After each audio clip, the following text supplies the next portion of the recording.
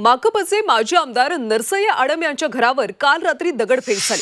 काँग्रेस कार्यकर्त्यांनी दगडफेक केल्याचा आरोप नरसय्या आडम यांनी केला। ते घरात नसताना हा प्रकार घडला।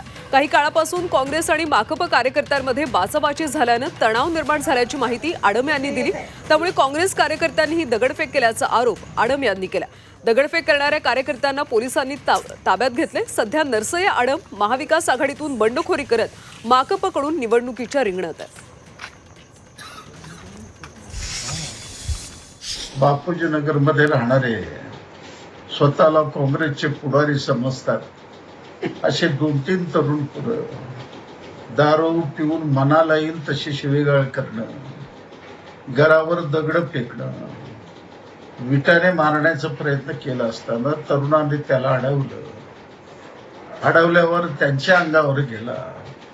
या दरम्यान अनिल वासम सुद्धा आले होते। अनिल वासमला सुद्धा धक्काबुक्की झाली।